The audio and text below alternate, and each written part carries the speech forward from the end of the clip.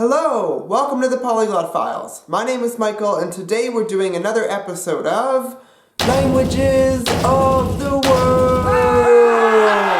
Each episode in this series looks at a different country on Earth and explores the languages spoken there. As you've probably gathered from the title of the video, today's country is none other than China. The sole official language of mainland China is Standard Mandarin, but that is where the easy explanation ends and the complicated explanation begins. So if you haven't had your coffee yet, I suggest pressing the pause button, heading to the kitchen, and just guzzling the entire pot of coffee. In addition to Mandarin, there are also 3 other official languages spoken in China. We have Cantonese and English official in Hong Kong, as well as Portuguese official in Macau. Portuguese?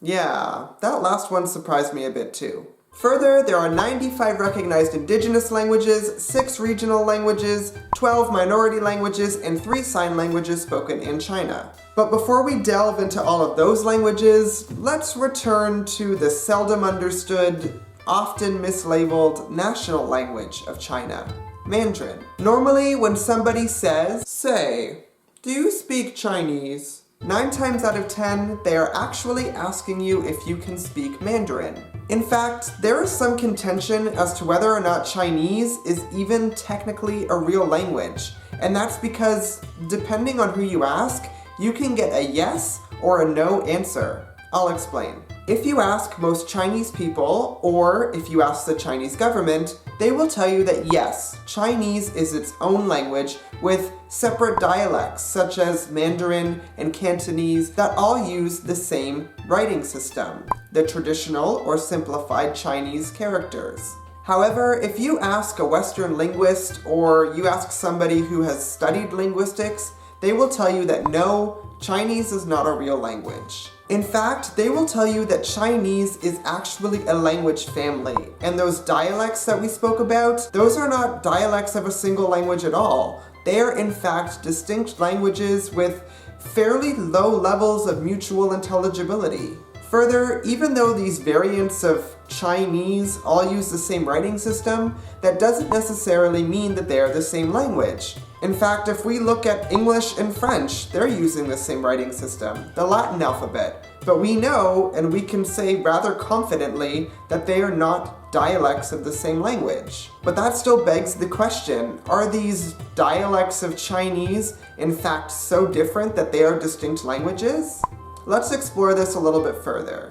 First of all, Mandarin is spoken natively by about 889 million speakers in China. It is a tonal language with 4 distinct tones, and it has a subject, verb, object, word order, just like English. Cantonese, on the other hand, is a variant of Yu Chinese, and it is spoken natively by about 70 million people. Cantonese is a tonal language as well, with 6 distinct tones, and it has a subject, verb, object, word order, just like Mandarin. However, that is where the similarities between Mandarin and Cantonese seem to stop. If we do a comparison of the lexicon, or the words of these 2 variants of Chinese, we can see that they are not all that similar. For example, let's look at the word store in Mandarin and Cantonese. While they are both written the same way, there is a considerable difference in their pronunciation.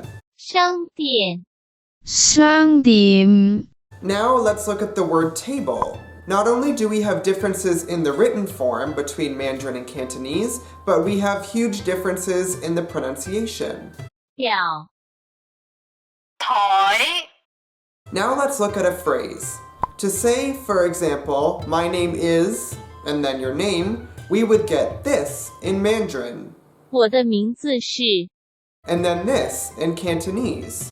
我個名係 Outside of a few matching characters, the spelling of these sentences are very different, and their pronunciation is even more different. Further, if we compare these 2 phrases to a 3rd Chinese dialect, Shanghainese, we get a completely different pronunciation as well.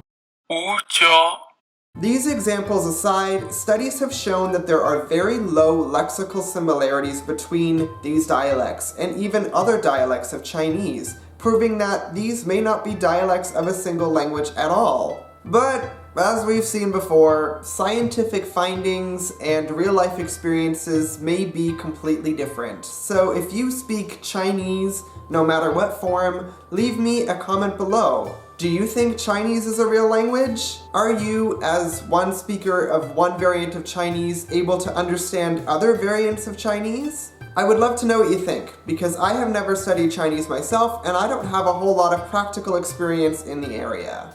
I think I know like one phrase? Ni hao? I probably butchered that. I apologize. Okay, now that we've discussed 2 official languages in China, let's look at the 3rd official language, English. To understand how English ended up being spoken in China, we first have to look at a little bit of history.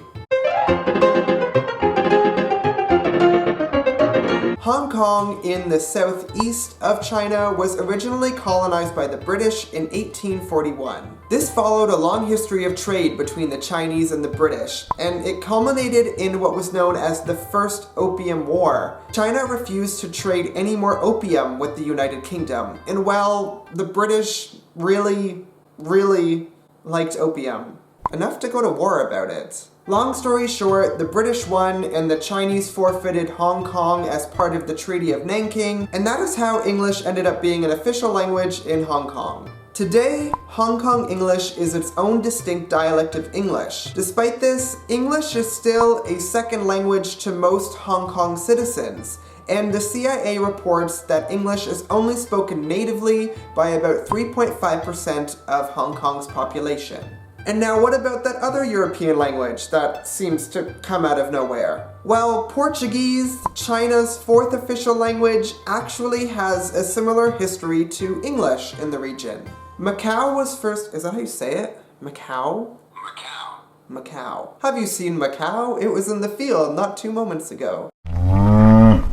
Macau was first established as a trading post for the Portuguese in 1557, and at one point, it was even declared a formal Portuguese province. China regained control of the area in 1999, and even though Portuguese remains an official language of Macau, only about 2,800 people speak it natively. Okay, moving on now from official languages to some of the other languages spoken in China. Of the indigenous languages spoken in China, many of these come from multiple language groups, many of which we have spoken about in other languages of the world videos. For example, we have Turkic languages like Tuvan and Tatar, as well as Mongolic languages like Mongolian and Buryat. And these are 4 languages that we spoke about in the Languages of Russia video. There are also a wide variety of other Mongolic and Turkic languages, as well as a selection of Tungusic languages and Japanese and Korean, all of which make up the widely contested Altaic language family. If you want to know why they're so controversial, check out the video. Oh, I just spat. But one recognized indigenous language of China that I wanted to talk about is none other than Tibetan. You Tibetya. Standard Tibetan is a Tibetic language, itself a language family within the Sino-Tibetan languages. While figures vary, it is estimated that there are about 1.2 million native Tibetan speakers, most of which live in the Tibet Autonomous Region. Most interestingly, Tibetan is what is called an ergative language. Unlike nominative accusative languages like English and German, ergative languages like Tibetan have subjects of an intransitive verb, or a verb that does not take an object, acting as objects. This is generally shown through case markings. Confused? So was I. So let's delve a little deeper, shall we? Let's say that in our fake language, subjects, or the doer of the verb, take the case marking O, and objects, the thing that the verb is being done to, take the case marking E. We can see here that word O is the subject because it's taking the subject marking, and word E is the object because it is taking the object marking. This is a standard nominative accusative sentence, and this construction happens in languages all the time. Further, we would expect that when we have an intransitive sentence, or a sentence without an object, that we would get something like this. As you can see, there is just a subject and a verb, and the subject, word O, is getting the O subject case marking. In fact, even in the absence of an object, we would expect that the subject case marking would remain on the subject of the sentence, and in all nominative accusative languages, this is the case. However, for ergative languages, these subjects of intransitive sentences get the object case marking. So instead, we would get an example like this. Word-y. For my English brain, that would be like saying that the word I in the transitive sentence I bought an apple is the subject of the sentence, but the I in the intransitive sentence I slept is an object. This would seem counterintuitive to our nominative accusative brains, but in languages like Tibetan and even other languages like Basque, this is a standard part of the language. Alright, this has been another episode of Languages of the World! I know I've only really scratched the surface of the languages spoken in China, but I think I'm going to leave it there today because we've covered a lot of ground. If you'd like to see me do a part 2 of this video, or you'd like to see me do a part 2 of any video of the Languages of the World series, leave me a comment below. As usual, don't forget to like, share, and subscribe, and definitely don't forget to check out my social media information. Thanks for watching the Polyglot Files. I will see you next time.